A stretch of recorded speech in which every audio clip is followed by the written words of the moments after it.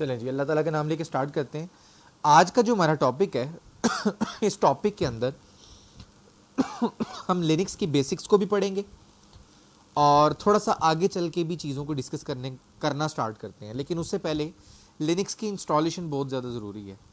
Installation जो कि बड़े एक्सपर्ट लोग हैं यहाँ पे मौजूद, उनको ऐसा लगेगा जैसे हम बच्चों वाला काम कर रहे हैं, लेकिन ये बच्चों वाला काम करना बहुत ज़रूरी है, क्योंकि इस बच्चों वाले काम के अंदर आप बहुत कुछ न्यू सीख लेंगे। तो हम अल्लाह ताला का नाम लेके स्टार्ट करते हैं। अल्हम्दुलिल्लाह हमारे इस पूरे लेक्चर के अंदर ऐसा कोई बंदा मौजूद नहीं है जिसको VMware का आइडिया ना हो। VMware के अंदर आप लोगों ने एक न्यू मशीन बना लेनी है, जिस मर्जी नेम से बनाएं, आपकी अपनी मर्जी है। दो ऑप्शंस होती हैं, जो लेटेस्ट वाला है उसके अंदर टिपिकल भी होता है और एक कस्टम भी होता है। आप नॉर्मल टिपिकल ही रखते हैं, टिपिकल ही रखिएगा। यहाँ से आपने ISO सेलेक्ट कर लेना है जो आपने इंस्टॉलेशन करनी है। ये मेरे पास CentOS 7 पड़ा हुआ है, उसका ISO नाम जो भी रखना चाहें आप रख लें। मैं इसका टेस्ट रखता हूँ क्योंकि मेरे पास वैसे ही ऑलरेडी इंस्टॉल्ड है और मेरे पास काफ़ी कुछ इंस्टॉल है। और लोकेशन आपने अपनी मर्ज़ी से देनी है, जो भी देना चाहें। फ़िलहाल मैं इसकी लोकेशन को चेंज नहीं कर रहा, बाय डिफ़ॉल्ट जो जा रहा है जाने दो, क्योंकि मैंने तो इसको रखना नहीं है। मिनिमम 500 GB आपने स्पेस रखनी है और store as a virtual file, virtual single file. Next, यहाँ पे हमें काम करेंगे। हार्डवेयर ऑप्शंस में जाएं और एक दफ़ा ज़रा चेक कर लें आपने क्या क्या किया। हमने रैम तो कहीं दी नहीं, तो रैम एटलीस्ट आपने इसको 4 GB देनी है। प्रोसेसर्स में आ जाए, प्रोसेसर्स आपने इसको 2 and 2 कर देना। और ये जो एक बटन है ना, वर्चुअलाइज इंटेल VTX, इस पर क्लिक लाजमी करना है। आगे चल के हमने एक पूरी लैब करनी है इस टॉपिक पर, उसके लिए इनेबल होना बहुत ज़्यादा ज़रूरी है, इसलिए मैंने आपको एडवांस में इनेबल करवा दिया। नीचे आते हैं, आपके पास एक अडाप्टर है नेट का। अगर आपने इंटरनल कम्युनिकेशन करवानी है 2-3 की आपस में, तो आप एक और अडाप्टर ऐड कर ले, वरना ऐसा कोई ज़रूरत नहीं है हमें। क्लोज करें, कंप्लीट हो गया हमारा काम, फिनिश कर दे देना। और ले जी, स्टार्ट हो गई। काफ़ी सारी ऑप्शंस हैं, अगर आप कोई भी चूज़ नहीं करते तो वो ऑटोमेटिकली इतने सेकंड्स के बाद जो नीचे काउंटर चल रहा है उसके बाद ऑटोमेटिकली वो जो ऑप्शन के ऊपर आपका कर्सर होगा वो ऑटोमेटिकली उसको बूट कर देगा। इंस्टॉल है, test this media and install CentOS 7, यानी कि ये जो आपके पास DVD है इसको पहले टेस्ट कर ले। XP के अंदर जब आप थे ना, विंडो XP के अंदर, उस ज़माने के अंदर ये होता था कि आप विंडो XP इंस्टॉल करते थे और आधे घंटे इंतज़ार करने के बाद जब वो नियर टू कंप्लीट होती थी, तब आपको पता चलता था कि 2-3 फाइल्स ऐसी हैं जो कि करप्ट हैं CD के अंदर या DVD के अंदर। तो फिर आपको पता लगता था आपकी सारी एफर्ट ज़ाया हो गई। अब दोबारा नए सिरे से DVD बनाएं बूटेबल, या न्यू लेकर आएँ और उसको दोबारा से इंस्टॉल करें। तो लिनक्स के अंदर ये वाला प्रोसीजर नहीं है। लिनक्स के अंदर आपको ये ऑप्शन मिलती है कि आपके पास जो DVD है, अभी तो हम DVD से नहीं कर रहे ना, हम तो ISO से कर रहे हैं, लेकिन ये DVD भी हो सकती है। तो लिनक्स के अंदर ये ऑप्शन मौजूद है कि DVD को पहले टेस्ट कर लो, ताकि अगर कोई एरर है तो अभी पता लग जाए, बजाय इसके कि इंस्टॉलेशन के दरमियान जाके कहीं इंतज़ार करके आगे जाके पता लगे आपको। तो दूसरी ऑप्शन ये थी, टेस्ट कर लें। और तीसरी ऑप्शन है ट्रबल शूटिंग की। ये ट्रबल शूटिंग की ऑप्शन आप तब यूज़ करते हैं जब आपको रेस्क्यू मोड में जाना होता है। तो हम देखेंगे इसको आगे फर्दर लेक्चर्स के अंदर कि इसके अंदर हम क्या क्या कर सकते हैं। फिलहाल मुझे इंस्टॉल करना है, मैं जस्ट एंटर करता हूँ। ये अपने तमाम ड्राइवर्स, अपने मॉड्यूल्स और बाकी चीज़ों को लोड करेगा। हम थोड़ा सा वेट करते हैं।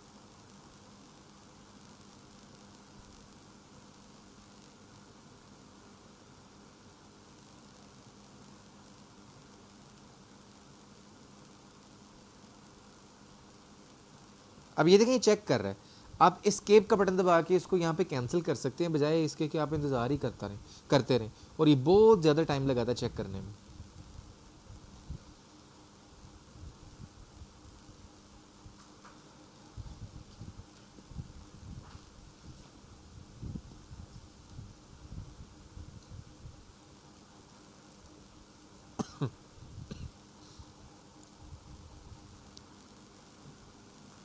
लें जनाब, कहता है जी आपने लैंग्वेज कौन सी रखनी है। डेफिनेटली जो सिलेक्टेड है इंग्लिश, और कीबोर्ड भी हमारा इंग्लिश ही होगा, और वो भी यूनाइटेड स्टेट्स का। नेक्स्ट कर दे। यहाँ पे थोड़ा सा ये टाइम लगेगा अपने आप को देखने का, लोड करने पे थोड़ा सा टाइम लेगा। जब ये सारी ऑप्शंस मेरे सामने अपीयर हो जाएंगी फिर हम आगे चलेंगे। एक ऑप्शन आ गई है डेट एंड टाइम की, मैं इस पर क्लिक करता हूँ और मैं पहले अपना जो मुल्क है वो सिलेक्ट कर लेता हूँ। ये मेरे पास एशिया कराची है और ये लेफ़्ट टॉप लेफ़्ट एक बटन आ रहा है डन का, मैंने इस पर क्लिक किया, डन हो गया। डेट और टाइम मैंने और अपना रीजन सेलेक्ट कर लिया। अब एक चीज़ आती है इंस्टॉलेशन सोर्स और एक आती है सॉफ्टवेयर सिलेक्शन। आपने सॉफ्टवेयर सिलेक्शन के ऊपर जाना है और यहां से सिलेक्ट कर लेना है कि आप क्या चीज़ इंस्टॉल करने वाले हैं। लेफ्ट पैनल के अंदर डिफरेंट ऑप्शंस हैं। इन ऑप्शंस के अंदर जिस ऑप्शन को आप क्लिक करेंगे उसके अंदर क्या क्या मल्टीपल और ऑप्शंस हैं जिनको आप इंस्टॉल कर सकते हैं, वो राइट साइड पे। हम पहले लेफ्ट साइड से ज़रा टेस्ट करते हैं। मिनिमल इंस्टॉलेशन, इसका मतलब ये आपके पास ब्लैक स्क्रीन जैसी एक लिनक्स इंस्टॉल होगी, बिल्कुल ब्लैक स्क्रीन, उस पर ग्राफिक्स नहीं होंगे और वो इतनी मिनिमल होगी कि बस चंद एक उसके अंदर पैकेजेस जो मैंडेटरी हैं वो इंस्टॉल होंगे, उसके अलावा और उसके अंदर कुछ भी इंस्टॉल नहीं होगा। ये एक बेस्ट अप्रोच ही है। जब आप फिज़िकल प्रोडक्शन इन्वायरमेंट में जाते हैं, फिज़िकल सर्वर पे काम करते हैं, तो वहाँ पर यही होता है, आप मिनिमल इंस्टॉलेशन करते हैं, गैर ज़रूरी चीज़ों को इंस्टॉल नहीं करते क्योंकि आपका वो लाइव सर्वर होता है।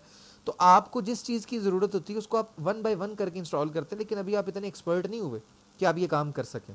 इस वजह से हम ग्राफिकल इंस्टॉल करेंगे ताकि हमारे पास ग्राफिक्स भी हो और वहाँ पे हमारे पास कमांड लाइन भी हो। एक्चुअल में तुमने कमांड लाइन का एक्सपर्ट होना है ना, लेकिन उसके एक्सपर्ट होने के लिए आपको ग्राफिक्स वाले मोड से गुजर के जाना पड़ता है।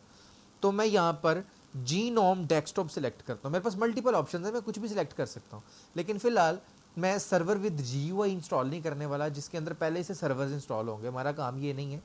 हम जीनोम सिंपल एक डेस्कटॉप इन्वायरमेंट इंस्टॉल करेंगे।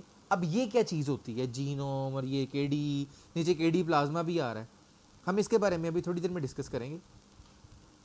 फिलहाल मैं इंस्टॉलेशन करता हूँ और फिर आगे चल के बात करते हैं। मैं कहता हूँ जीनोम डेस्कटॉप इंस्टॉल करो, राइट पैनल पे उसकी फर्दर ऑप्शंस हैं कि इसकी इंस्टॉलेशन के दरमियान फर्दर आपको किसी और चीज़ की भी ज़रूरत है तो आप अभी इंस्टॉल कर लें। बिल्कुल हमें ज़रूरत है, हमने बाद में जाके जो इंस्टॉल करना है, तो मैं इसको कहता हूँ अभी इंस्टॉलेशन टाइम पे उनको इंस्टॉल कर दो। क्या कंपैटिबल लाइब्रेरीज, मुझे इसकी ज़रूरत है। डेवलपमेंट टूल्स, इसकी भी ज़रूरत है, इसको भी इंस्टॉल कर दो। और सिस्टम एडमिनिस्ट्रेशन टूल्स, इसको भी इंस्टॉल कर दो। इन तीनों चीज़ों को भी इसके साथ इंस्टॉल कर दो और बाकी फर्दर किसी चीज़ की ज़रूरत नहीं है, हमें डन करें। थोड़ा सा टाइम लेगा, तमाम सॉफ्टवेयर्स को सिलेक्ट करके लाएगा DVD से, जो जो आपने सिलेक्ट किए हैं उनको सिलेक्ट करके अपने पास सेव कर लेगा कि मैंने ये वाले इंस्टॉल करने हैं DVD के अंदर से। जब तक ये होश में आता है हम थोड़ा सा वेट करते हैं।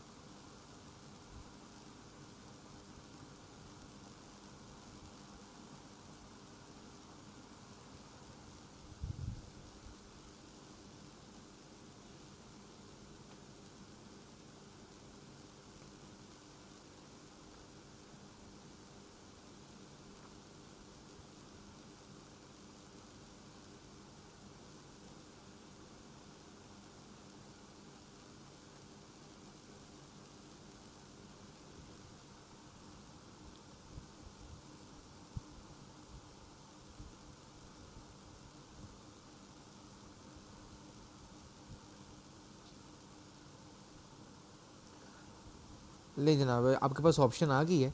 अब नेक्स्ट हमने ये इंस्टॉलेशन डेस्टिनेशन यानी कि पार्टीशंस की तरफ जाना है हमें। इस पर मैं क्लिक करता हूँ और नीचे देखें क्या लिखा रहा है, ऑटोमेटिक पार्टीशनिंग सिलेक्टेड। हमने ऑटोमेटेड पे नहीं रहना, हमने मैनुअल करना है, खुद अपनी मर्जी से पार्टीशंस बनानी है। और वो हम कैसे बनाते हैं अभी ये उसको चेक ही कर रहा है। ऑप्शन आती है, फिर आगे फर्दर चलते हैं।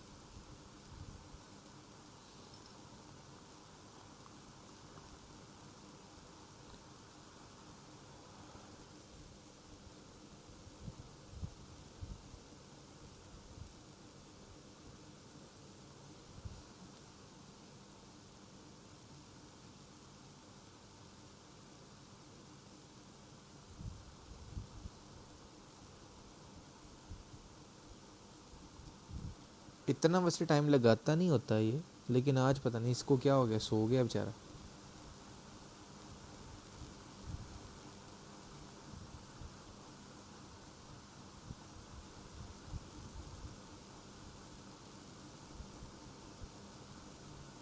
दिन के टाइम से जल्दी हो जाता है, रात के टाइम बेजबान को फोन करेंगे तो फिर ऐसे ही होगा। क्या समझ नहीं आई मुझे।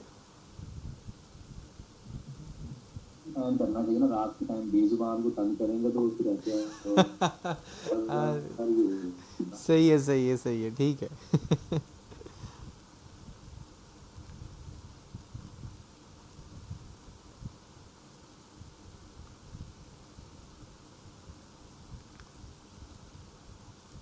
असल में मैंने भी तो इस पे ज़्यादती की हुई है ना, ये 3 दिन से मेरा लैपटॉप ऑन है, बंद नहीं हुआ, तो शायद इस वजह से भी ये गुस्सा करके बैठा हुआ है। और विंडोज़ है, विंडोज़ का आपको पता है, इसको आपको फ्रेश करने के लिए रीस्टार्ट करना ही पड़ता है।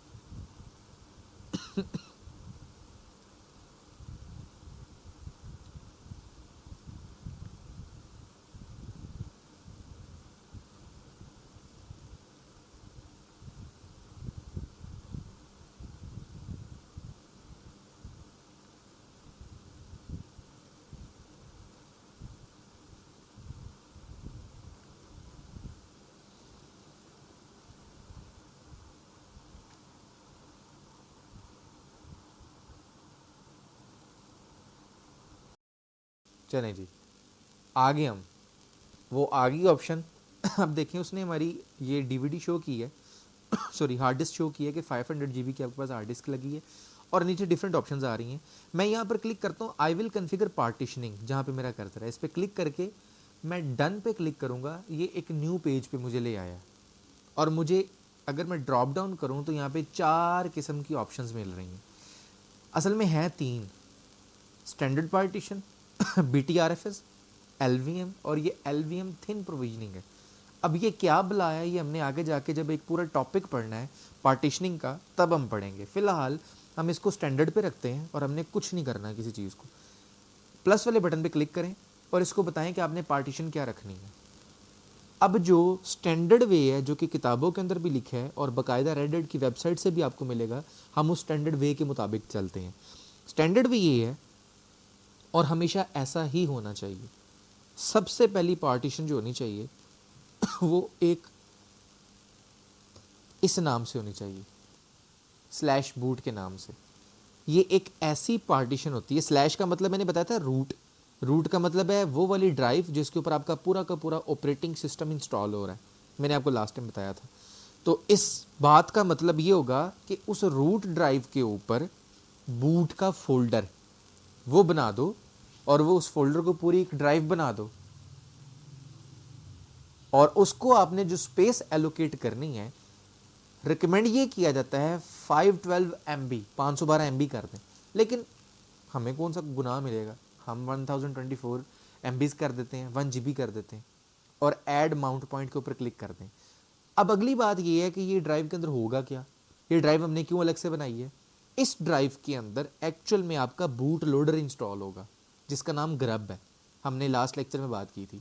ग्रब लिनक्स का बूट लोडर होता है, उसके लिए हमेशा रिकमेंडेड वे ये है कि आपकी अलग से पार्टीशन ही होनी चाहिए। उसमें क्या हिकमत है, उसमें हिकमत यह है कि खुदा न ख्वास्ता कभी आपकी रूट पार्टीशन करप्ट हो जाए, तो रूट पार्टीशन करप्ट होने की वजह से आपका ऑपरेटिंग सिस्टम बूट ही नहीं होता। तो आपके पास एक हल है, आपका एक अलग से ड्राइव मौजूद है जिसके अंदर आपके पास बूट लोडर इंस्टॉल है, उसकी मदद से आप अपने ऑपरेटिंग सिस्टम के अंदर घुस सकते हैं और उसको ट्रबल शूट कर सकते हैं। ये रिकमेंडेड वे है, स्टैंडर्ड भी यही है। अगली पार्टीशन, अगली पार्टीशन हमेशा स्वैप होनी चाहिए, जो हमने बात की थी, इसलिए मैंने इसका नाम स्वैप रखा। कैपेसिटी इसको कितनी देते हैं, इसको मैं जो देता हूँ मैं 2048, 2 GB, ऐड माउंट पॉइंट, नहीं जनाब स्वैप भी हो गया। तीसरी और लास्ट आपके पास पार्टीशन, और भी बनाना चाहते तो आपकी मर्जी है, लेकिन जो स्टैंडर्ड पार्टीशन है वो यही है। ये रूट, बैक स्लैश का मतलब है रूट, और इधर स्पेस में कोई एलोकेट नहीं कर रहा। ऐड माउंट पॉइंट के ऊपर क्लिक करूंगा तो जितनी अवेलेबल स्पेस है वो सारी की सारी ये खुद ही कैच कर लेगा और इसने कर ली है। 1 GB आपने बूट को दी जिसमें बूट लोडर इंस्टॉल होगा, और 2 GB आपने स्वैप को दी, और लास्ट जो बची है आपके पास वो सारी की सारी रूट पार्टीशन को मिल गई है। डन के ऊपर क्लिक करते हैं, कहेगा जनाब एक्सेप्ट चेंजेस, मैंने कहा हाँ कर दो इसको फॉर्मेट।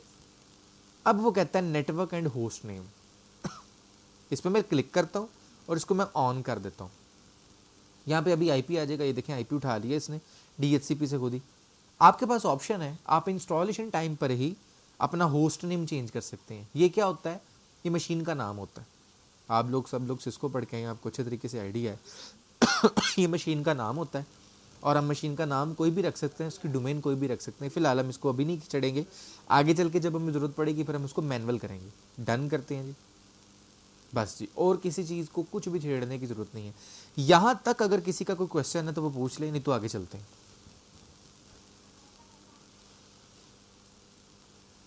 ओके आगे चलते हैं जी। Begin installation.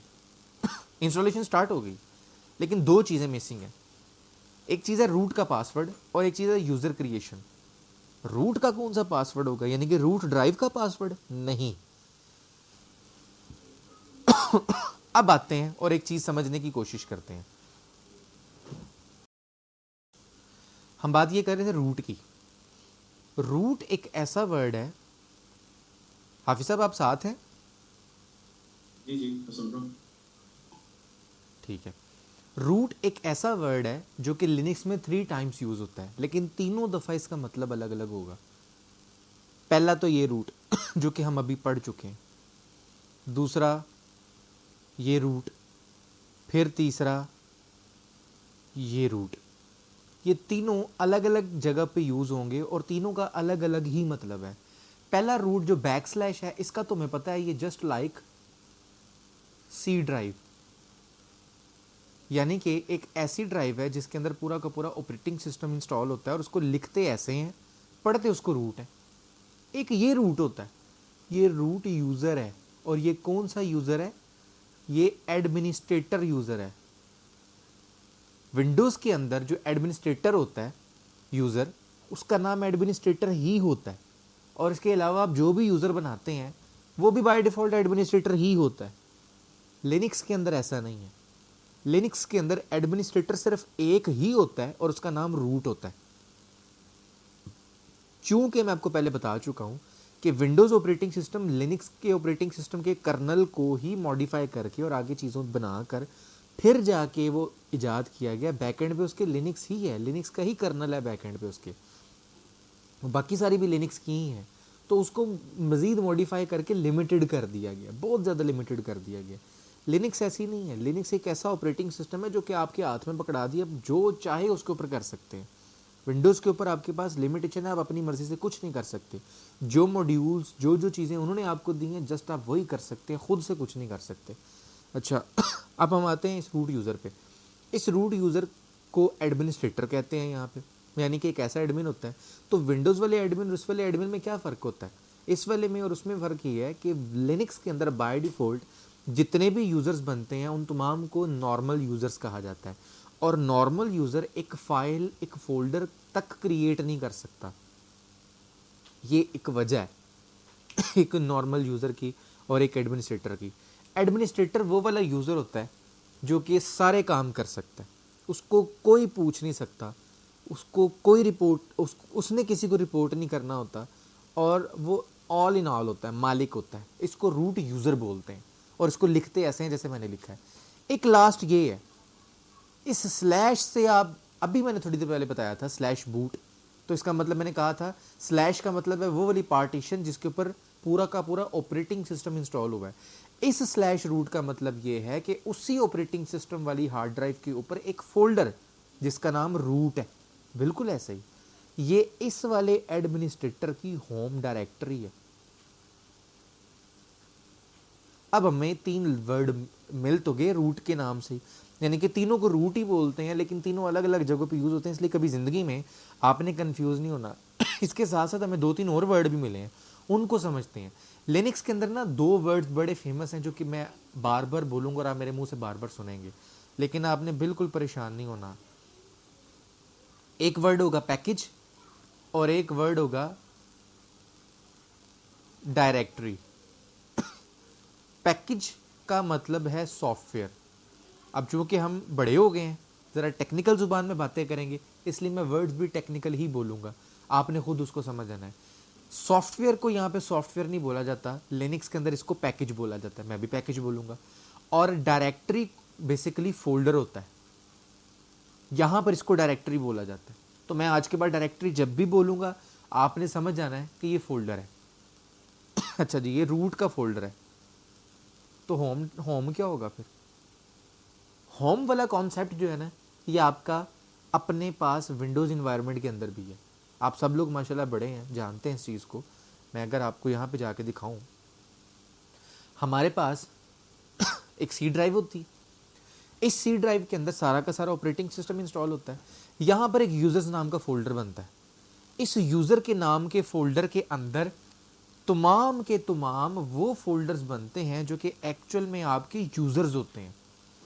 ये मेरा एक यूज़र है जो कि मैंने इसके अंदर क्रिएट किया हुआ है एनोनिमस के नाम से। अब इस यूज़र का अपने नेम से फोल्डर बन गया, मैंने तो नहीं बनाया ये, मैं जैसे यूज़र क्रिएट किया था विंडोज़ के अंदर वैसे फोल्डर बन गया। आपके पास भी ऐसे होगा। इस पर अगर मैं डबल क्लिक करूं तो डिफरेंट किस्म का डेटा पड़ा हुआ है। ये सारा डेटा और ये सारे फोल्डर्स इसके अपने ज़ाती हैं। इसका मतलब ये है, ये बेसिकली इसकी प्रोफाइल है। बिल्कुल ऐसे ही है, हर एक यूज़र की एक अपनी प्रोफाइल होती है और उसके अपने फोल्डर में होती है। जिस जगह पर उसका फोल्डर होता है, इसको टेक्निकल वर्ड में बोला जाता है ये इसका घर है, ये इसका होम है, इसका होम फोल्डर है। और इसका पेरेंट फोल्डर कौन सा होगा? ये यूज़र्स। यूज़र्स के अंदर ये एक यूज़र है एनोनिमस के नाम से, जो कि इसका होम फोल्डर है, इसकी दुनिया है जिसके अंदर इसका सारा डेटा होता है। बिल्कुल ऐसे ही लिनक्स के अंदर भी हर यूज़र की अपनी होम डायरेक्टरी बनती है। हर यूज़र की अपनी होम डायरेक्टरी बनती है जिसके अंदर उसका सारा अपना पर्सनल डेटा होता है। चूंकि ये रूट एडमिनिस्ट्रेटर है तो ये भी तो एक यूज़र है ना। यूज़र होने की वजह से इसकी भी एक होम डायरेक्टरी होगी। बिल्कुल है। और इसकी होम डायरेक्टरी रूट वाली पार्टीशन के ऊपर इसी के नाम से एक फोल्डर बना होता है /रूट, जिसके अंदर इसका सारा डेटा होता है। तो कभी भी इसको कंफ्यूज नहीं करना। रूट जब भी आएगा ध्यान से देख लेना आपने कि किसकी बात हो रही है, रूट पार्टीशन की हो रही है, रूट यूज़र की हो रही है, या रूट फोल्डर की हो रही है जो कि पार्टीशन के ऊपर मौजूद है।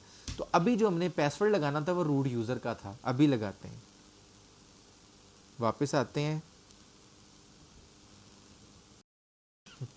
अच्छा जी, वापस आते हैं अपने इसी पिक्चर पर। सबसे पहले रूट यूज़र का पासवर्ड लगाना है, एडमिनिस्ट्रेटर का पासवर्ड।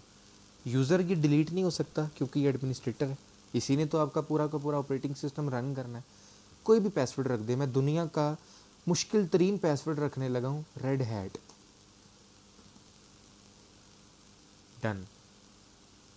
दूसरी दफ़ा भी डन करना पड़ेगा क्योंकि उसने आपको एरर दी है कि ये वीक है और ये डिक्शनरी का वर्ड है, तो आप गलत कर रहे हैं। मैंने कहा मुझे आदत है, डन कर दिया। आगे कह रहे हैं no user will be created. आप चाहें तो एक यूज़र क्रिएट कर लें, चाहे तो ऐसे ही आगे जाने दें, लेकिन मैं रिकमेंड करूँगा कि यूज़र क्रिएट कर दें। उसकी वजह ये है कि सेंटोस 7 के अंदर उन्होंने ये ऑप्शन दी है कि जब तक आप कोई यूज़र क्रिएट नहीं करेंगे आगे जाने नहीं देगा आपको।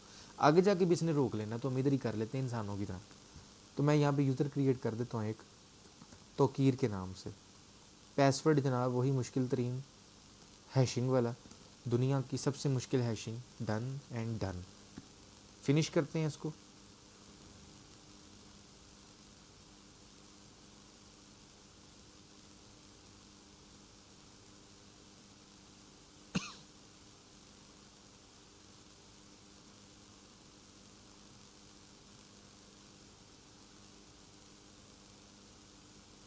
चलें, जब तक वो फिनिश होता है हम कुछ और चीज़ों को डिस्कस कर लेते हैं।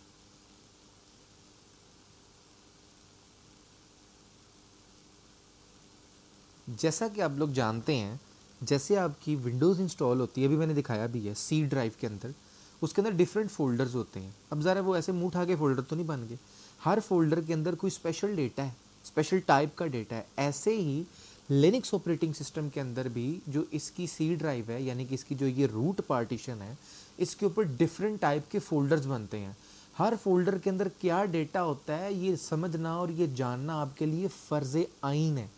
अगर ये आप नहीं समझेंगे कि किस फोल्डर के अंदर क्या है, तो आप भाई इस दुनिया में सर्वाइव नहीं कर सकते, कतअन नहीं कर सकते। विंडोज़ ऑपरेटिंग सिस्टम में तो आपको ज़रूरत ही कभी नहीं ना पड़ती, बस इतनी पड़ती है आपको ये पता होना चाहिए कि सारे सॉफ्टवेयर किस में इंस्टॉल होते हैं, वो आपको पता है प्रोग्राम फाइल्स के अंदर होते हैं।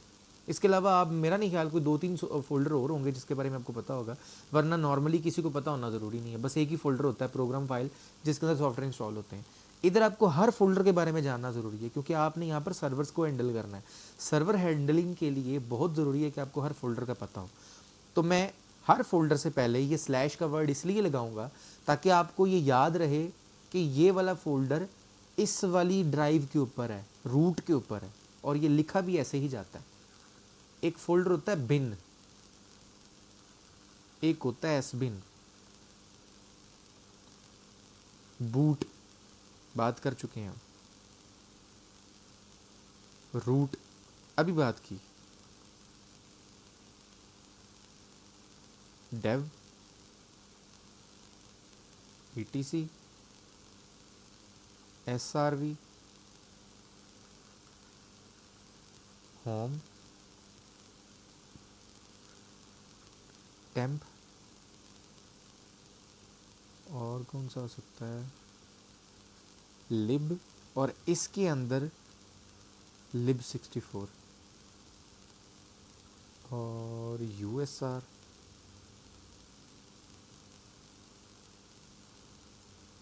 मीडिया, MNT,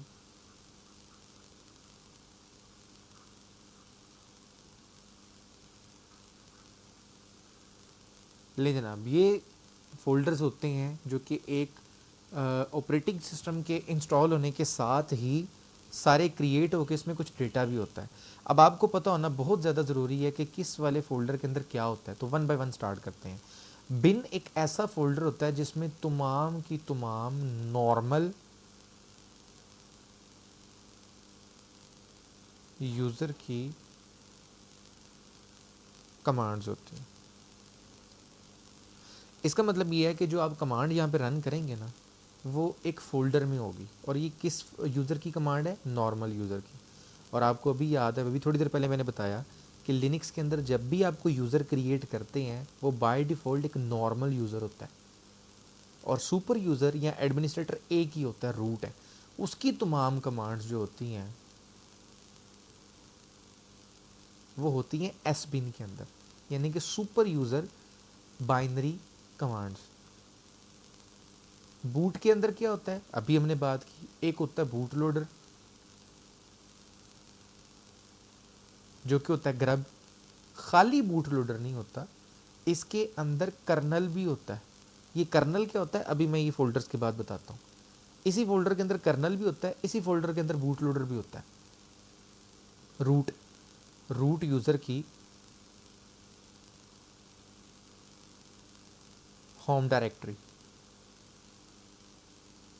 डेव, ये क्या होता है, तमाम की तमाम माउंटेड डिवाइसेस यहाँ पे शो होती हैं। माउंटेड क्या होता है, अटैच्ड। माउंटेड को बोलते हैं जो कि अटैच हो। लिनक्स की ज़ुबान में इसको माउंट बोला जाता है, लेकिन असल में इसका मतलब होता है अटैच। जितनी भी डिवाइसेस अटैच हो, कौन सी डिवाइसेस, हार्ड ड्राइव्स, CD रोम, USB, जितनी भी अटैच्ड डिवाइसेस होती हैं उनकी डिटेल यहाँ पर होती है इस फोल्डर के अंदर। ATC के अंदर क्या होता है, तमाम की तमाम पूरी की पूरी लिनक्स की कॉन्फ़िगरेशन फाइल्स इस वाले फोल्डर में होती है, ETC के अंदर। अब यहाँ पर मैं एक चीज़ बताते चलूँ, आपके विंडोज़ ऑपरेटिंग सिस्टम के अंदर भी यही सब कुछ होता है। अलग फोल्डर के अंदर इसी तरह हर एक अलग फोल्डर के अंदर ऐसी ही डिटेल होती है। ऐसे ही फोल्डर होते हैं वहाँ पे, इस नाम से नहीं होते, किसी और नाम से होते हैं। हर फोल्डर का अलग अलग काम है और हर काम के लिए अलग फोल्डर मौजूद है। ऐसे ही लिनक्स के ऊपर भी मौजूद है। इम्पॉर्टेंट बात ये है कि जैसे विंडोज़ ऑपरेटिंग सिस्टम काम करता है वैसे लिनक्स करता है। असल में तो लिनक्स की ही कॉपी है ना विंडो, उसको ज़रा मज़ीद इनहैंस किया गया है। तो जो भी चीज़ होती है सॉफ्टवेयर, कोई भी चीज़ हो लिनक्स के अंदर, सब के बैकएंड पे एक कॉन्फ़िगरेशन फाइल होती है जहाँ से उसकी सारी सेटिंग्स आ रही होती है। वो कॉन्फ़िगरेशन फाइल जो होती है वो इस फोल्डर में होती है टीसी के अंदर। अगला फोल्डर होता है एसआरवी, तमाम एप्लीकेशंस से रिलेटेड इंफॉर्मेशन या डेटा। कोई भी एप्लीकेशन आपने इंस्टॉल की इसके अंदर, उससे रिलेटेड इंफॉर्मेशन या डेटा इस फोल्डर में होता है एसआरवी के अंदर। अगला फोल्डर है जी होम, तमाम नॉर्मल यूज़र्स की होम डायरेक्टरी इस फोल्डर में बनती है। अब यहाँ पे एक बड़ी काबिल गौर बात है, सुपर यूज़र जो होता है उसका नाम है रूट, उसकी जो होम डायरेक्टरी बनती है वो उसके अपने नाम से बनती है और वो रूट के ऊपर ही बन जाती है, यानी कि इस रूट ड्राइव के ऊपर, उसी के ऊपर बन जाती है। लेकिन नॉर्मल यूज़र्स के साथ ऐसा नहीं होता। नॉर्मल यूज़र्स के लिए इसी ड्राइव के ऊपर एक फ़ोल्डर है होम नाम का, तमाम यूज़र्स का डेटा, उसका फ़ोल्डर इसी होम ड्राइव, होम फोल्डर के अंदर बनता है। ये आपने फ़र्क याद रखना है, ठीक है। सुपर यूज़र चूँकि सुपर यूज़र होता है इसलिए उसको रूट के ऊपर ही फोल्डर बना के दे दिया जाता है, और ये एक आम नॉर्मल यूज़र के लिए होता है इसलिए इसको अलग से बनाया जाता है।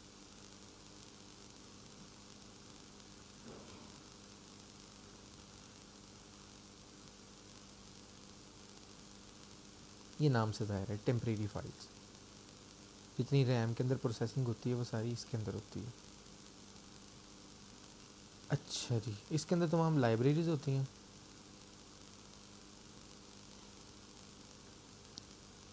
लाइब्रेरीज़ क्या होती हैं? हर एक सॉफ्टवेयर के साथ उसको इंस्टॉल करने के लिए, रन करने के लिए लाइब्रेरी की ज़रूरत होती है। वो लाइब्रेरी इसके अंदर इंस्टॉल होती है। यूएसआर, तमाम सॉफ्टवेयर्स इस फोल्डर में इंस्टॉल होते हैं यूएसआर के अंदर। मीडिया और एमएनटी तकरीबन एक ही काम है इनका, और वो क्या है?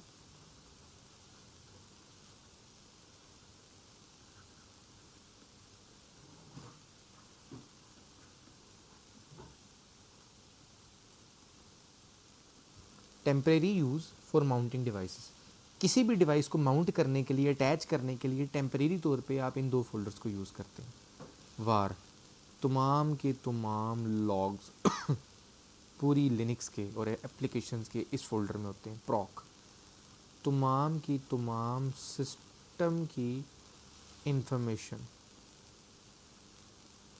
इस फोल्डर में होती है प्रॉक में। ओपीटी, सारे के सारे ऑप्शनल पैकेजेस या सॉफ्टवेयर्स इस फोल्डर में होते हैं।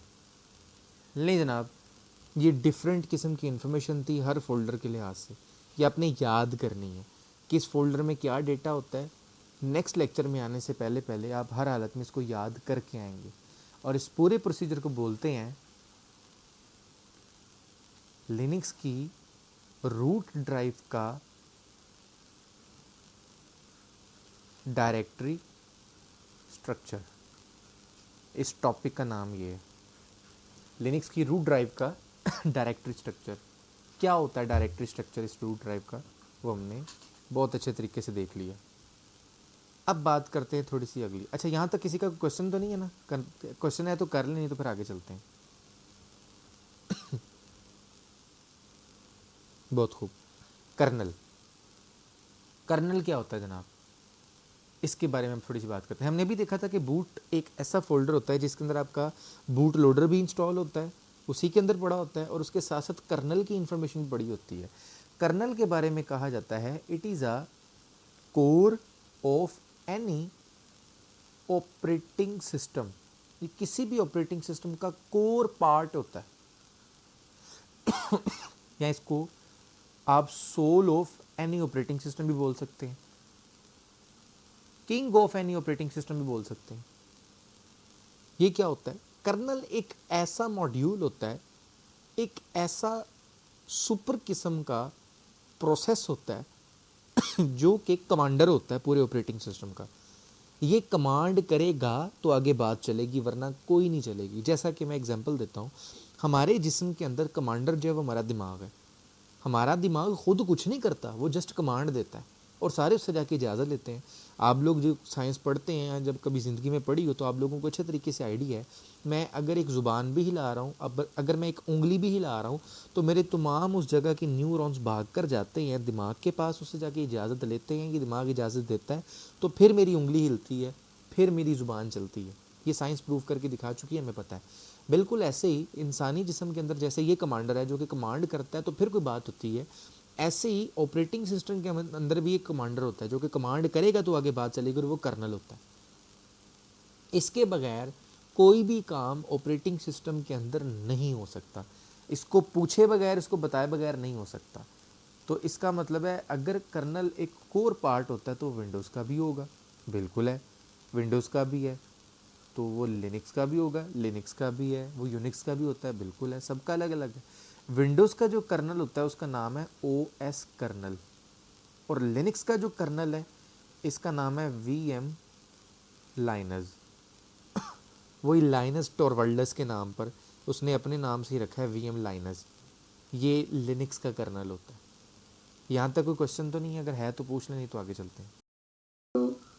इसका मतलब डायरेक्टली ताल्लुक तो चले ठीक है, क्योंकि एक बेस डिवाइस के ऊपर कोई भी हार्डवेयर होता है उस पर ऑपरेटिंग सिस्टम होता है, लेकिन एक्चुअली इसका काम ये होता है, ये हार्डवेयर सॉफ्टवेयर के दरमियान इंटरेक्शन करवाता है। एग्जैक्टली ऐसी ही बात है, इसलिए ये हम ये ऑपरेटिंग सिस्टम से नीचे होता है, ये हार्डवेयर।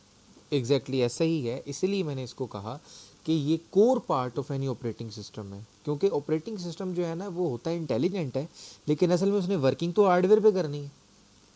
हार्डवेयर को ही चलाना है उसने, खुद तो कुछ नहीं है, वो तो एक सॉफ्टवेयर है, खुद तो कुछ नहीं कर सकता, चलाना उसने हार्डवेयर का है। और हार्डवेयर जो है वो खुद भी कुछ नहीं है, वो तो बोंगा सा है, उसको इंटेलिजेंट करता है सॉफ्टवेयर।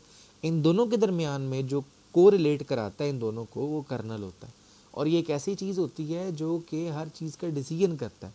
कुछ भी काम होना है ना सॉफ्टवेयर के अंदर, उसने करना हार्डवेयर के ऊपर ही है। तो हार्डवेयर के लिए फिर ज़रूरी होता है कि वो पहले कर्नल से इजाज़त ले, और कर्नल कुछ बताएगा तो आगे बात जाएगी, वरना नहीं जाएगी। अब दूसरी बात ये कि क्या लिनक्स का कर्नल चेंज हो जाता है, क्योंकि जिस तरह हमारे पास एंड्रॉइड के अंदर ऑप्शन होती है कि हमेशा कर्नल जो है ना वो कस्टम कर्नल कर सकते हैं, इवन कि खुद भी बिल्ड करके ना कर्नल को उसमें फ्लैश करवा सकता है, ताकि एफिशिएंटली मतलब अगर परफॉर्मेंस को एनहांस करना तो उसमें हम प्रोसेसर से रिलेटेड कोड डालेंगे ताकि वो जो उसका प्रोसेसर है ना वो फास्ट वर्क करे। तो क्या लिनक्स के अंदर इसका इस तरह कस्टम कर्नल कर सकते हैं हम? लिनक्स के अंदर आप कर्नल नहीं कस्टम कर सकते, आप कर्नल को कस्टमाइज़ करके अपनी ज़ाती लिनक्स ज़रूर बना सकते हैं। लेकिन जो एग्जिस्टिंग लिनक्स है उसके कर्नल को आप कस्टमाइज़ ज़रूर कर सकते हैं, लेकिन वो उसमें इंस्टॉल नहीं होगा, वो फिर दूसरे में होगा। हाँ, आप ये कर सकते हैं कि उसी लिनक्स के अंदर कस्टमाइजेशन मॉड्यूल्स लेवल की कर सकते हैं, जो कि हम करेंगे भी। कुछ मॉड्यूल्स को कस्टमाइज़ कर सकते हैं उसके अंदर सपोर्ट डालने के लिए, फीचर्स डालने के लिए। उस हार्डवेयर के अंदर एक कैपेबिलिटी थी ही नहीं, आप वो डालेंगे कर्नल की हेल्प से, कर्नल को मॉडिफाई करके। ये आप काम कर सकते हैं, लेकिन कर्नल को आप चेंज नहीं कर सकते। जिस तरह अगर प्रोसेसर ओवरक्लॉकिंग सपोर्ट नहीं करता तो उसके कर्नल को हमें एडिट करना पड़ेगा, जी उसको ओवरक्लॉकिंग सपोर्ट करवाना हाँ जी, है। वो वही बात ना, मैंने अभी वही जुमला बोला ना कि आप उसको मॉडिफाई कर सकते हैं, कस्टमाइज़ कर सकते हैं, चेंज नहीं कर सकते आप उसमें फीचर्स डाल सकते हैं। आगे चलते हैं जी। अब आती है बात थोड़ी सी एडवांस, इतनी भी एडवांस नहीं है, थोड़ी सी 2-3 चीज़ें देखते हैं। Desktop environment.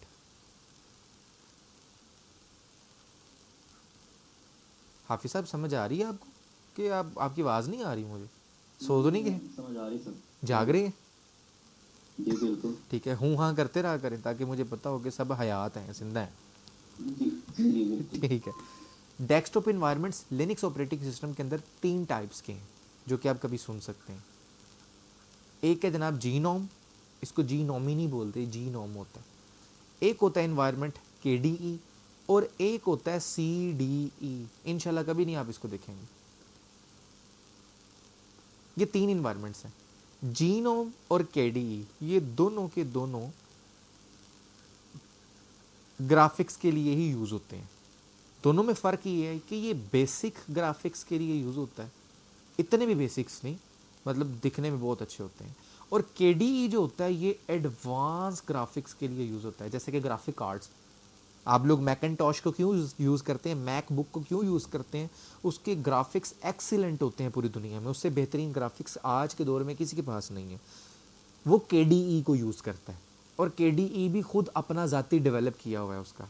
वो ये नॉर्मल स्टैंडर्ड्स वाले KDE को यूज़ नहीं करता।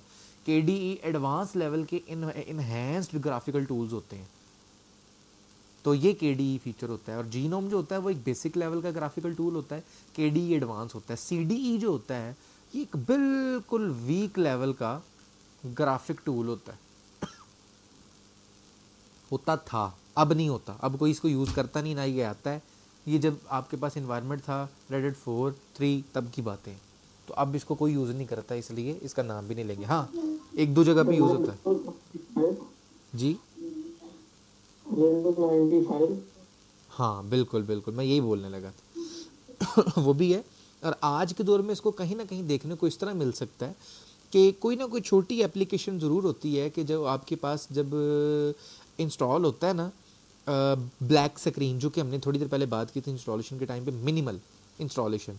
मिनिमल इंस्टॉलेशन का मतलब है कि ग्राफिक्स इंस्टॉल नहीं होंगे, खाली ब्लैक स्क्रीन होगी विद लिमिटेड पैकेजेस, यानी कि लिमिटेड सॉफ्टवेयर्स। तो उसमें भी कुछ ऐसी एप्लीकेशंस होती हैं जिनमें आपको ग्राफिक्स की ज़रूरत पड़ती है, तो तब वो एप्लीकेशन अपने साथ ग्राफिक्स को लेकर भी आती है, वो कमांड लाइन पर रन नहीं हो सकती। कुछ ऐसी एप्लीकेशंस होती हैं, जैसा कि मैं एक एग्जांपल दूं, गूगल क्रोम ये एक ऐसी एप्लीकेशन है जिसके लिए आपको ग्राफिक्स चाहिए ही चाहिए। आप इसको किसी भी सूरत कमांड लाइन पर रन नहीं कर सकते। कमांड लाइन का अपना भी ब्राउज़र होता है, वो हम आगे जाके देखेंगे कमांड लाइन ब्राउज़र क्या होता है, वो भी होता है। लेकिन मैं एक वैसे एक एग्जांपल दी कि कुछ ऐसी एप्लीकेशन होती हैं जिनको ग्राफिक्स की ज़रूरत होती ही होती है। अब उन ग्राफिक्स को आप जो बिल्कुल मिनिमल इंस्टॉलेशन है उसके अंदर आप इंस्टॉल नहीं कर सकते, तो फिर इसका हल क्या है?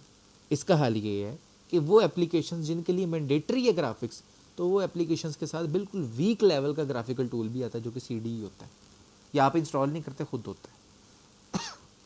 अगली चीज़, फाइल सिस्टम्स।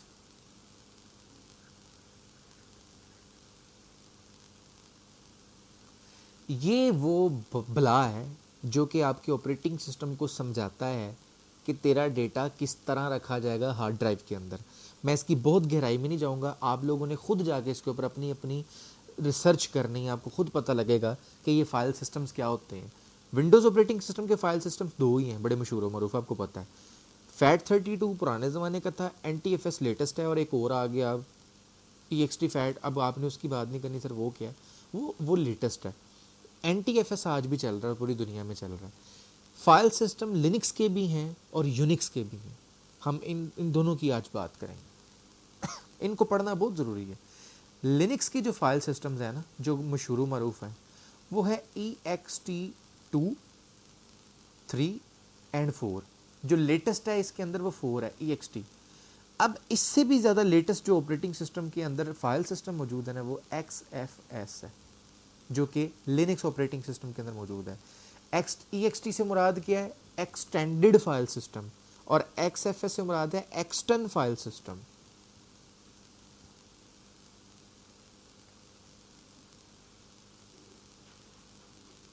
और ये एक्सटेंडेड फाइल सिस्टम है।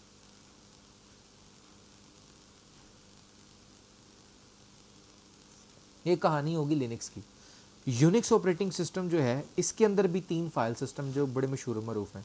2 का तो आपने नाम सुना होगा, तीसरे का आपने नहीं सुना होगा, वो आज मुझसे सुन लें, जो कि दुनिया का सबसे फेमस तरीन फाइल सिस्टम है। अभी इनमें फ़र्क क्या होता है, ये आगे चल के इंशाल्लाह ताला हम प्योरली जब पार्टीशनिंग पढ़ेंगे ना, तब इंशाल्लाह ताला जिक्र करेंगे। यूनिक्स का फाइल सिस्टम मशहूर मरूफ UFS, Unix file system, ZFS, zettabyte file system, और GFS, ग्लोबल फाइल सिस्टम। ये है दुनिया का मशहूर मरूफ फाइल सिस्टम, जिसके ऊपर आपके बड़े बड़े अमेज़ॉन के, गूगल के, सिस्को के डेटा सेंटर्स के बड़े बड़े सर्वर्स चल रहे हैं, यूनिक्स ऑपरेटिंग सिस्टम के, IBM के BC पे चल रही हैं। ये लेटेस्ट फाइल सिस्टम है। इन फाइल सिस्टम में क्या फ़र्क होता है? इनके एल्गोरिदम का फ़र्क होता है, इनकी इंक्रिप्शन डिक्रिप्शन का फ़र्क होता है, और इनके अंदर एक चंक या एक ब्लॉक कितने मेगाबाइट्स का, कितने जीबीज़ का, कितने ज़ीटा बाइट्स का, और कितने पेटाबाइट्स का हो सकता है क्या क्या हो सकता है, ये आगे जाके इंशाल्लाह ताला हम डिस्कस करेंगे। लेकिन जब तक हम डिस्कस करेंगे उससे पहले पहले अपनी अपनी भी रिसर्च इस पर ज़रूर कीजिएगा, आपको इंशाल्लाह ताला काफ़ी सारा मवाद मिलेगा। अगली चीज़ का तज़किरा करते हैं and that is shell. Shell क्या होता है? शेल एक कमांड लाइन इंटरफेस होता है जो कि आपको एक ऐसा कहने कि एक इंटरफेस होता है जिसकी जो आपको कमांड लाइन की सहूलत देता है। आप उसके ऊपर कमांड्स वगैरह टाइप करते हैं और वो इंटरेक्शन करवा देता है हार्डवेयर के साथ आपकी। दुनिया में बहुत सारे किस्म के शेल्स हैं, लिनक्स के अंदर भी काफ़ी टाइप्स के शेल्स हैं, लेकिन जो मशहूर मरूफ हैं उनका ज़रा तस्करा कर लेते हैं। दुनिया का सबसे मशहूर और मरूफ shell Bash, Bourne again shell. एक बंदा था जिसका नाम था जैसन बॉर्न। इस बंदे ने ये अपने नाम पे इसको जी जी सारे तो बड़ी मशहूर फिल्म है ये जेसन बॉर्न। अच्छा जी, ए फिर उधर ही बनी मुझे नहीं पता, मैंने तो आपसे नाम सुना है। मुझे नहीं पता, मैंने तो आपसे नाम सुना है। अलबत्ता ये एक बंदा था जैसन बॉर्न जिसने बैश का शेल इजाद किया था सबसे पहली दफ़ा, और सबसे पहला और पुराना शेल भी यही है इसने अपने नाम पे ही इसको बैश के नाम पे इसको रख लिया, यानी कि बॉर्न अगेन शेल। इसको डेवलप किया गया था यूनिक्स के लिए, यूनिक्स फाइल सिस्टम्स के लिए। तो उसके बाद फिर ये लिनक्स में भी आना शुरू हो गया और आज दुनिया के तकरीबन तमाम प्लेटफॉर्म्स के ऊपर ये अवेलेबल है। और ये लिनक्स का बाय डिफ़ॉल्ट शेल होता है, जेन में रखिएगा, पूछा जाएगा बाकायदा कभी ना कभी कि लिनक्स का बाय डिफ़ॉल्ट शेल कौन सा था, तो आपको पता होना चाहिए वो बैश होता है। एक टी शेल होता है, एक खाली शेल होता है, एक जी शेल होता है, एक के शेल होता है, फिर एक होता है BSH बॉर्निंग शेल। अभी काफ़ी सारे शेल्स होते हैं, हर एक शेल का एक चीज़ जेन में रखें, उसका काम सिर्फ यही है कि आपको एक इंटरफेस प्रोवाइड कर देना जिसके ऊपर आप कमांड्स टाइप करके इंटरेक्शन कर सकें विद सॉफ्टवेयर एंड हार्डवेयर। बस उसका काम ये है कि वो आपको एक कमांड लाइन इंटरफेस प्रोवाइड कर दे। हाँ, हर शेल में क्या फ़र्क है, हर शेल के ऊपर जो आप कमांड्स टाइप करते हैं वो कमांड भी तो बनी बनाई मिलती है ना आपको। जैसा कि अभी आगे जाके हम एक कमांड टाइप करेंगे, एक एग्जांपल देता हूँ। विंडोज़ ऑपरेटिंग सिस्टम के ऊपर एक कमांड होती है IP कॉन्फ़िग, IP देखने के लिए। जैसे कि ये देखें, मैं ये CMD में जाता हूँ, यहाँ पे कमांड होती है IP कॉन्फ़िग, ये आपको IP दिखाती है। एंटर करता हूँ तो देखेंगे मेरे पास जितने अडाप्टर्स हैं, मेरे पास जितने अडाप्टर्स हैं, हर अडाप्टर की अपनी अलग अलग किस्म दिखा दी उसने। हम ये लास्ट वाला वायरलेस देखते हैं, तो वायरलेस की कुछ डिटेल उसने मुझे इस कमांड से दिखा दी, IP कॉन्फ़िग। ऐसे ही लिनक्स के अंदर IP देखने की कमांड होती है if config, IF config, if config. अब ये जो मैंने कमांड टाइप की है और मैंने एंटर किया तो उसने मुझे IP दिखा दी है। ये कमांड भी तो एक स्क्रिप्ट है ना, इसको कैसे पता लगा कि मैं इफ़ कॉन्फ़िग टाइप करके एंटर करूँगा तो IP ला के देना है? ये इसने मुझे सिस्टम की इन्फॉर्मेशन क्यों नहीं ला के दे दी? इसका मतलब है कि कहीं ना कहीं इस कमांड के अंदर भी एडिटिंग की गई है कि जब तुम्हें कोई लिख कर एंटर करे तो तुमने कौन सी डिटेल ला के उसको देनी है। इसको कहते हैं variables, environment variables. Environment variables के साथ इंटरेक्शन जब होती है तो तब आपके पास एक स्क्रिप्ट वजूद में आता है। वो स्क्रिप्टिंग जो होती है वो इन शेल्स के ऊपर होती है। हर शेल के अपने ज़ाती इन्वायरमेंट वेरिएबल्स होते हैं और उनको इस्तेमाल करने का तरीका भी अलग होता है। तो यही फ़र्क है। जब आपने स्क्रिप्टिंग कभी ज़िंदगी में पढ़ी बहुत एडवांस लेवल पर जाके, जो मैं एडवांस लिनक्स के अंदर पढ़ाता होता हूँ, उस कोर्स में जाके कभी ज़िंदगी में आपने स्क्रिप्टिंग पढ़ी तो स्क्रिप्टिंग के अंदर आप जानेंगे कि वो जो आपने प्रोग्रामिंग की है ना, वो शेल के ऊपर बैठ के की है। हर शेल में क्या फ़र्क होता है और कैसे उसके इन्वायरमेंट वेरिएबल्स के साथ आप प्ले करके अपनी ज़ाती को स्क्रिप्ट बना सकते हैं, अपनी मर्ज़ी का कुछ भी कर सकते हैं। आगे चलते हैं।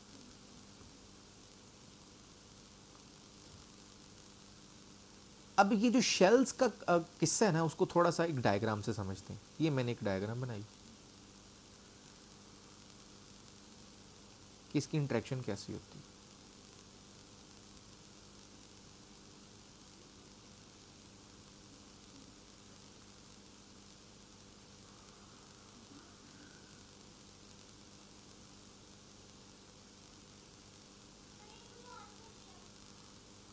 नहीं जनाब, ये आपके पास एक डायग्राम है।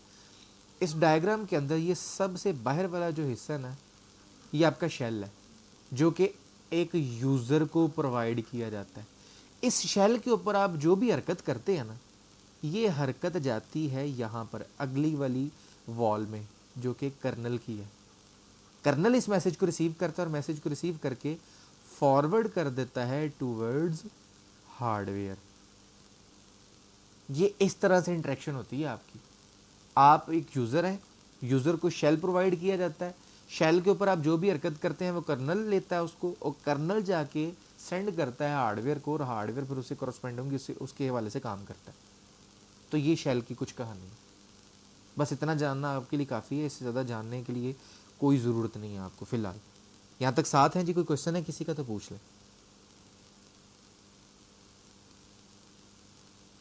ओके आगे जी। नहीं सर, बस ये है कि डाइजेस्ट भी करना है जरा। अच्छा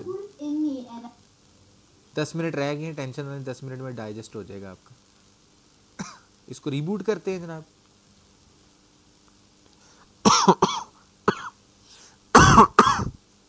वैसे मैंने इतनी मुश्किल बातें नहीं की आज, ये छोटी छोटी बातें पढ़ी हैं, टाइम ज़्यादा लगा है, लेकिन कोई इतनी मुश्किल बातें नहीं की हमने। हाँ नहीं, वो काफी सारा कुछ मिक्स हो गया है सर एक्चुअली, इसलिए। चलें कोई नहीं, अभी आखिरी बात करते हैं, आखिरी चीज़ पढ़ के फिर इसको क्लोज करते हैं। नोनी जैसे बंदे को तो मसला नहीं है, लेकिन हमें तो मसला है ना। नो टेंशन जी, अब आपका भी मसला इंशाल्लाह सब ठीक हो जाएगा। लेकिन आप लाइसेंस को एक्सेप्ट करते हैं, ये नीचे एक बटन होता है, और हमने 4 घंटे लगा के लाइसेंस पढ़ लिया जैसे कि हम हमेशा पढ़ते हैं, और ये मैंने इसको फिनिश कर ली।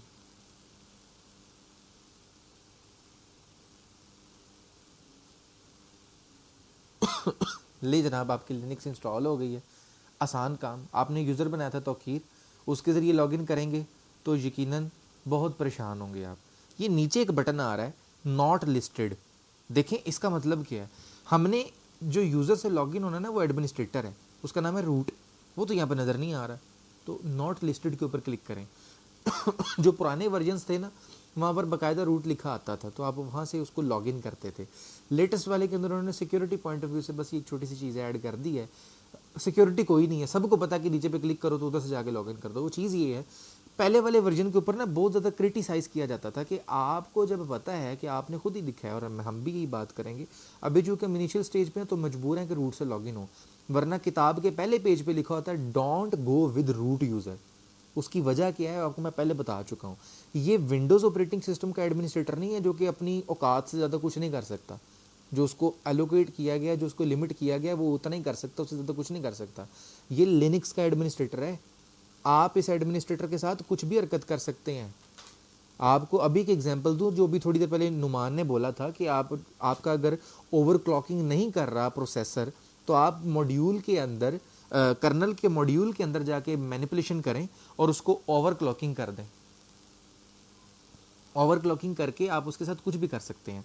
लेट सपोज आपने ओवरक्लॉकिंग किया रूट के थ्रू और घटिया तरीके से कर दिया, वो इतना बुरा कर दिया कि आपका प्रोसेसर ही उड़ गया। अब आपने तो ये कमांडें दी थी ऑपरेटिंग सिस्टम के ऊपर, प्रोसेसर क्यों उड़ गया, कैसे उड़ गया? ये इसलिए उड़ गया क्योंकि आपने गलत हरकत की। और देखें, रूट यूज़र एक ऐसा यूज़र है जो कि आपकी इतनी ज़्यादा क्लियर कट किस्म की इंटरेक्शन करा देता है आपके हार्डवेयर के साथ कि उसको कोई पूछता ही नहीं कि भाई तुम होश में हो, तुम सही भी कर रहे हो कि नहीं कर रहे। इसीलिए किताब के पहले पेज पे लिखा होता है don't go with root user. अभी भी हम आगे जाके देखेंगे तो वहाँ पे लिखा गया। तो इस वजह से जब इसके ऊपर क्रिटिसाइज़ किया गया कि आपको जब पता है कि रूट यूज़र से लॉगिन होना ही नहीं, आप भी मना करते, तो देते क्यों हो भाई? उसको हाइड करके नीचे ले आओ, लिखा क्यों होता है? इस वजह से उन्होंने यहाँ पर इसको हाइड कर दिया। तो मैं यहाँ पे लिखता हूँ यूज़र नेम रूट और पासवर्ड हमारा वही इनक्रिप्टेड किस्म का दुनिया जहाँ का। ये हमारी फर्स्ट इंटरेक्शन है ग्राफिक्स के साथ आज लिनक्स ऑपरेटिंग सिस्टम्स की। ले जनाब, वेलकम। ओके नेक्स्ट, प्राइवेसी कभी ऑन नहीं मैं करता, आपने करनी तो कर लें। स्टार्ट यूजिंग, ओके जी, इसको क्रॉस करें। ले जनाब, लिनक्स आ गई। अब ये रेडिट 7 है, तो रेडिट 6 होती तो मैं आपको दिखाता। जब आप पहली दफ़ा लॉगिन करते हैं लिनक्स के अंदर तो यहाँ पर एक रेड कलर का एक वार्निंग मैसेज आता है। आप उसको कहते हैं डोंट शो अगेन, मुझे दोबारा शो नहीं करना।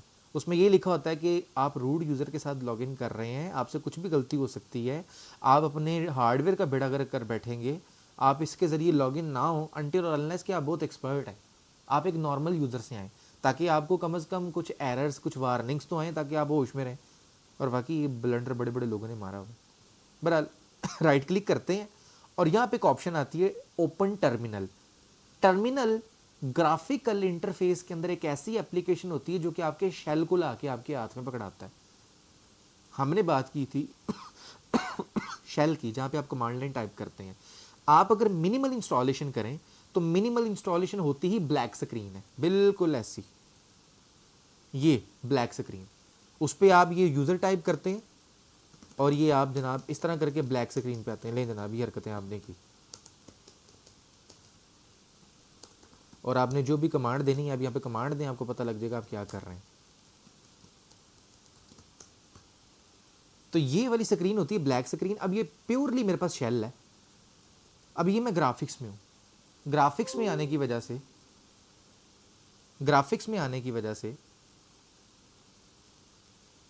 अच्छा हैं अभी आप 4 मिनट है मेरे पास। ग्राफिक्स में आने की वजह से मेरे पास यहाँ पर डायरेक्ट शेल एक्सेस नहीं हो सकता। तो मैं राइट क्लिक करके टर्मिनल ओपन करता हूँ तो टर्मिनल के अंदर मुझे शेल मिलता है। इसको आप मैक्सिमाइज कर सकते हैं, कंट्रोल शिफ्ट और प्लस का बटन दबा दें, ये स्क्रीन बड़ी हो जाएगी। आखिरी बात आज की पढ़ते हैं और वो ये है, ये जो लाइन मेरे पास लिखी आ रही है ना, इसका मतलब क्या है, इसको आखिरी बात पढ़ते हैं, फिर इंशाल्लाह ताला आज का लेक्चर ऑफ करते हैं। नेक्स्ट लेक्चर में इंशाल्लाह आपसे मुलाकात होगी। इसको अच्छे तरीके से देख लें। ब्रैकेट है, रूट @ लोकल होस्ट और ये आगे टिल्ड साइन है। इसको अलिफ के ऊपर मद आ नहीं होता, ये मद आ है, इसको टिल्ड बोलते हैं। और ब्रैकेट क्लोज और आगे हैश साइन। इसको हमने अच्छे तरीके से देख लिया। कौन लीव कर गया? अच्छा वापस आ गया।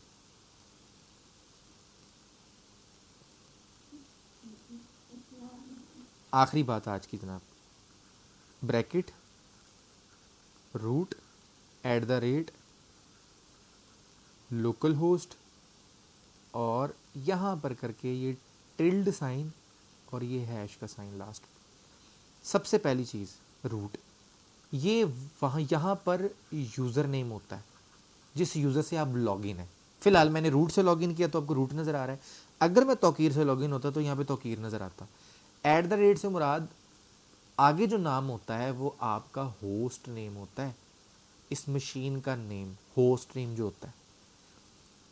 अगली जो चीज़ है इसको कहते हैं वर्किंग, ना सिर्फ वर्किंग बल्कि current working directory. Current working directory, बस ये आखिरी बात, उसके बाद हम इसको क्लोज करते हैं।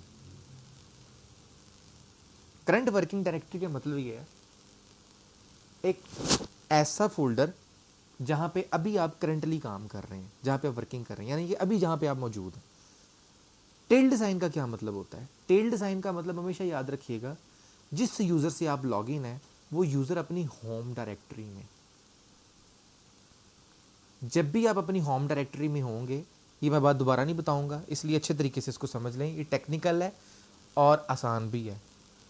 जब आप अपनी होम डायरेक्टरी में मौजूद होते हैं, अपने घर में मौजूद होते हैं, तब आपके सामने ना ये वाला साइन आ जाता है मद आ का, जिसको टिल्ड बोलते हैं। जब आपके सामने ये टिल्ड साइन आ जाए, आप समझ जाएं कि ये जिस यूज़र से आप लॉगिन है अपनी होम डायरेक्टरी में। अगर ये वाला यूज़र अपनी होम डायरेक्टरी में, तो मैं ये कह सकता हूँ ना कि असल में ये इस फोल्डर में है, क्योंकि रूट सुपर यूज़र है, इसकी होम डायरेक्टरी ये है, हमने पहले पढ़ी थी। अगर मैं तौकीर से लॉगिन होता, अगर यहाँ पे तौकीर आता और यहाँ पे टिल्ड साइन आता, तो इट मीन्स कि मैं रूट के ऊपर जो होम का फोल्डर है, जिसके अंदर सारे यूज़र्स की होम डायरेक्टरी होती है, उसके अंदर एक तौकीर का फोल्डर होगा, वहां पर इस वक्त मौजूद हूं। मेरा ये पाथ बनता। फिर साथ हैं सारे लोग, कुछ समझ आइए इस बात की? जी जी जी सर जी, जबरदस्त। हाफिज साहब आपको समझ आ रही है ना? जी सर, बिल्कुल आ रही है। बहुत खूब। तो आपने परेशान नहीं होना इस चीज़ को देखकर। पहली चीज़, एक चीज़ मैं बड़ी इंपॉर्टेंट यहाँ पे अर्ज करता चलूँ, जैसे मैंने आपको बताया ना था कि रूट कंफ्यूज नहीं होना, 3 जगह पे यूज़ होता है और अलग अलग मतलब होता है। ऐसे ही ये जो पहली पूरी लाइन के अंदर जो पहली स्लैश होती है ना, इस स्लैश का मतलब होता है रूट। पहली स्लैश जो होगी उसके बाद जितनी भी स्लैशेज आती है उनका मतलब रूट नहीं होता, रूट डायरेक्टरी नहीं होता, बल्कि इसका मतलब होता है इस फोल्डर के अंदर की बात हो रही है। अब ये स्लैश है ना, ये स्लैश शो कर रही है कि आप इस फोल्डर के अंदर हैं। अगर ये स्लैश नहीं लगाएंगे तो वो तो एक ही नाम बन जाएगा, होम तो कीर बन जाएगा। तो ये इस स्लैश को भी आपने ज़हन में रखना, और ये वर्किंग पाथ भी बन गया। आखिर में चीज़ होती है ये हैश। इस हैश का मतलब ये होता है कि आप सुपर यूज़र से लॉगिन है, और मैंने ये नहीं कहा कि आप रूट से लॉगिन है, ये मैंने जुमला बहुत सोच समझ के बोला है। इसका मतलब ये है कि मैं थोड़ी देर पहले जो आपको फर्स्ट लेक्चर के अंदर जो पहली बात की थी कि आप नॉर्मल यूज़र को भी एडमिनिस्ट्रेटिव राइट्स दे सकते हैं, आप उसको रूट यूज़र के राइट्स दे सकते हैं। अगर आपने उसको रूट यूज़र के राइट दे दिए तो उसके सामने भी हैश आ जाएगा। हैश असल में इंडिकेट करता है कि आप सुपर यूज़र से लॉगिन है या आप सुपर यूज़र के राइट्स को यूज़ कर रहे हैं, ये इसका मतलब है। और जो नॉर्मल यूज़र होता है उसके आगे यहाँ पर डॉलर का साइन होता है। इसका मतलब अगर मैं तोकीर से लॉगिन होता तो यहाँ पर डॉलर का साइन आ रहा होता। ये डॉलर का साइन मुझे इंडिकेट करता कि होश में रहना है तुमने, तुम एक लिमिटेड यूज़र हो, तुम कुछ नहीं कर सकते, तुम्हें जो हम एलोकेट करेंगे परमिशंस तुम जस्ट वही कर सकते हो। तो मैं अभी ये अर्ज कर रहा था कि जो आपका सुपर यूज़र होता है उसके आगे हैश का साइन आएगा, और जो नॉर्मल यूज़र होता है उसके आगे डॉलर का साइन आएगा। अगर मैं तोकीर यूज़र से लॉगिन होता, जो कि अभी आपके सामने मैंने एक यूज़र क्रिएट किया है, इसको मैंने कहीं पे ये नहीं कहा कि तू सुपर यूज़र है। तो जब आप कोई यूज़र क्रिएट करते हैं बाय डिफ़ॉल्ट वो वाला यूज़र जो होता है वो एक नॉर्मल यूज़र होता है, अनटिल अनलेस कि आप उसको खुद सुपर यूज़र नहीं बनाते। हम कैसे बनाते हैं ये आगे जाके यूज़र मैनेजमेंट वाले पूरे आर्टिकल के अंदर हम इसको पढ़ लेंगे। तो नॉर्मल यूज़र से जब आप लॉगिन होते हैं तो यहाँ पर ये वाला साइन आता है डॉलर का। अब आते हैं ज़रा वापस अपनी लिनक्स के अंदर। आखिरी बात हम कर चुके हैं, हमने ऑफ़ कर दिया। इसको मैं ऊपर करता हूँ, इसको दोबारा लॉगिन करता हूँ। आपको एक टिप देता चलूँ, जब भी आपने लिनक्स को ऑफ़ करना है ना, तो आपने आदत बनाई होती है अपनी कि आप यहाँ पे क्लिक करते हैं इस क्रॉस पे और ये पावर ऑफ कर देते हैं और इसको बंद कर देते हैं। आपकी लिनक्स करप्ट हो जाएगी। अभी तो कुछ इस पर इंस्टॉल नहीं है, इसलिए भी आपको फ़र्क नहीं पड़ेगा, लेकिन जैसे ही आप कर लेंगे ना 2-3 एप्लीकेशंस इसके अंदर, ये फौत हो जाएगी। इसलिए कभी भी ये गलती नहीं करनी। कमांड एक याद कर लें, कमांड होती है shutdown-h now, ये कमांड होती है, इसको याद कर ले अच्छी तरह। ये तो ईव की कमांड है। ईव भी बाय द वे लिनक्स ही है, तो ये असल में लिनक्स की कमांड है, ये ईव की नहीं है। एंटर करते हैं तो बत्ती चली जाती है अक्सर यही कहना। तो आपका वो सिस्टम है कि लैपटॉप है? सिस्टम है कि लैपटॉप है? नहीं सिस्टम ਤੇ ਫਿਰ ਉਹਦੇ ਨਾਲ यूपीएस ਲਾਓ, ਇਹਦਾ ਕੋਈ ਹਾਲ ਨਹੀਂ। ਤੁਹਾਡੇ ਕੋ ਵੀ ਉੱਥੇ ਬੱਤੀ ਜਾਂਦੀ ਯਾਰ? साढ़े से नहीं जानती, मैं वैसे गल कर रहा पाकिस्तान।